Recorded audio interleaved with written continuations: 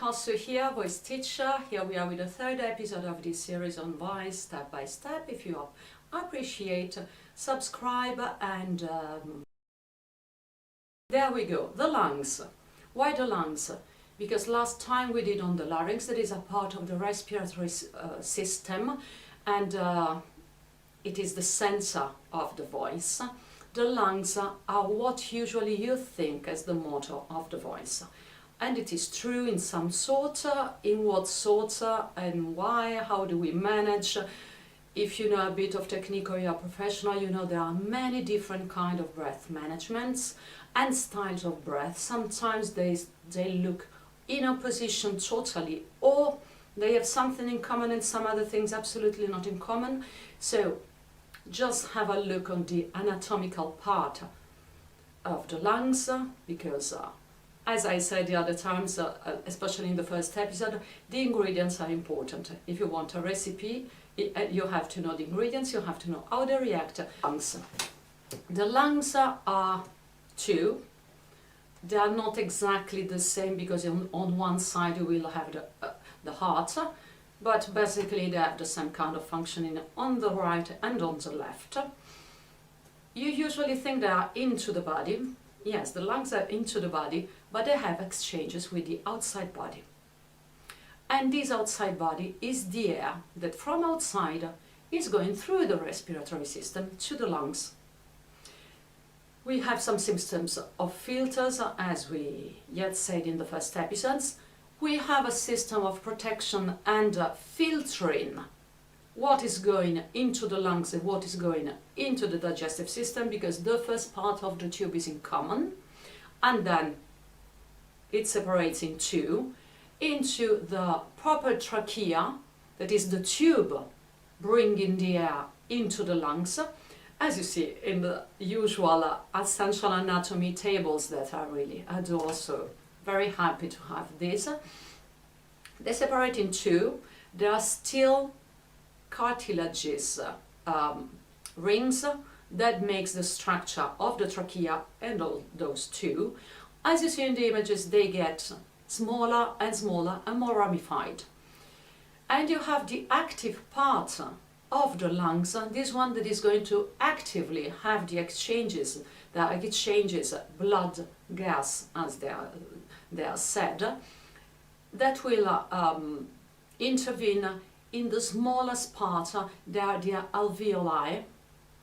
They are at the smallest part, they are really, really small, and the exchanges, what you usually know, the oxygen enters and the CO2 gets out and gets expelled with the air when you expel the air by all those little vessels. Those little vessels for us will be very important in the second part of my reasoning of today, when we are going to get functional and how we apply the air option, volume and pressure for voice functioning. Not all the lungs have those vessels to actively exchange the gas into the blood and outside the blood.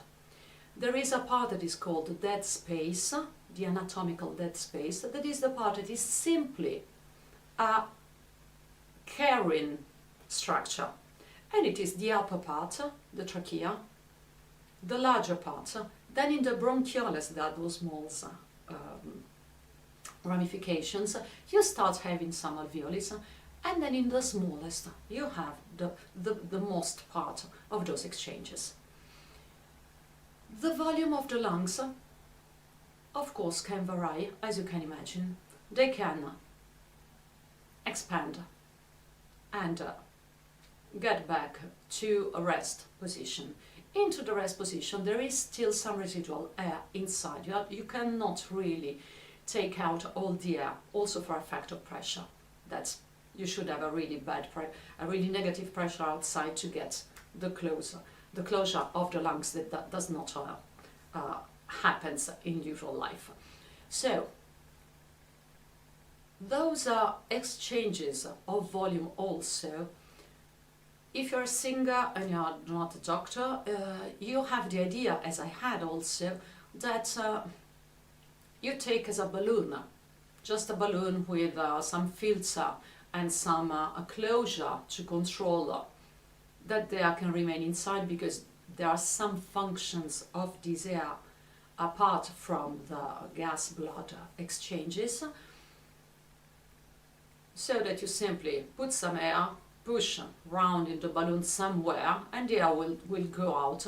Doesn't matter where you are pushing, it doesn't matter, and it will go as in a sphere, as in a balloon exactly, everywhere at the same pressure. This is not exactly, not for the lungs. For the lungs, it is true that we have a dishomogeneous, meaning a dishomogeneity of capacity of expansion into the lungs. The lower part has a easier capacity of expansion, meaning that they expand with less effort and pressure required. The upper part is stiffer. They cannot expand as the lower part, meaning they can expand less, and they will need more pressure put for the same quantity of air or volume of expansion. This is very important for us the singers, and we will see after why. To finish, the materials. I did talk about the materials of the lungs on the first episode. I will just recall and remind that since it is an exchange with the outside world, as for our protection in the surface of our body, also in those organs that are directly in contact with the external world, we have some kind of epithelium. The epithelium into the lungs is an epithelium different from our skin, and also this is important because it has different capacities of elasticity and different kind of fragility and different kind of hydration level to be in optimal state. All those, you must have the idea that it is important because from a material point of view, the sound is the oscillation of a material, and the material will change, the change of material will change the sound that you are going to produce. So what it means? It means that in order to have a proper sound or to maintain a proper sound, we have to maintain first the integrity of the material we are using, because if you endommage too much the quality of capacity of oscillation, you are going to lose it. Not only immediately, but in the long term. And this is not a good strategy if you want to be a singer. On the second part, in some sort, the quality of the material, the stiffness of the material, the hydration of the material, the range of elasticity you are going to use into this material are all directly affecting your color and voice production and quality of the voice. So also those are ingredients you have to take in mind. Here we go with the air, and I will read you something on the vocal folds and their functioning. This is the article. It is quite recent, 2005, not really so recent, but not so old. Voice is produced as the vocal folds are held in the midline of the glottis, and airflow from the lungs causes increases in the subglottal pressure for opening the vocal folds. What it means? It means that your vocal folds must be maintained, meaning maintained with some work of the intrinsic laryngeal muscles and the extrinsic laryngeal muscles, as we've seen in the episode on the larynx, and maintaining this position in the midline in a closure. If you put a certain pressure under the vocal folds, that is the subglottal pressure, then the vocal folds will open and they will start vibrating. As the vocal folds open with this under the glottis pressure, The airflow passes between the folds. So the folds are what you usually think as the vocal cords. And we will see in the episode on the vocal cords why we call vocal cords or vocal folds, what is the difference, etc. But for now, take the folds as what you think they are, the cords that vibrate and produce the sound. When the airflow passes between the folds, reducing the pressure between them, because you have more pressure, of course, when they are closed. When they open, it becomes partially a speed, so it reduces it. And this is the Bernoulli effect. And the muscle tension in the folds return them to the midline, so you have to apply again the same force you did apply previously to put them into the midline and be closed into the midline, allowing this cyclic process to continue. If you read the books and you have an idea on the work of the vocal folds, this was, sorry, I didn't cite it, Titze in 1994. He's a great researcher in voice, really very important, look for him, I write him there. If you read the books on voice production and you're a singer or you come to me, usually you tell me that the flow of the air and the vocal folds will make them vibrate and produce the sound. You will never tell me that there is a work in putting them in closure into the midline. Yeah, so a part is the air and a part is a proper work we are doing into our larynx with those muscles. Today we talk about the air.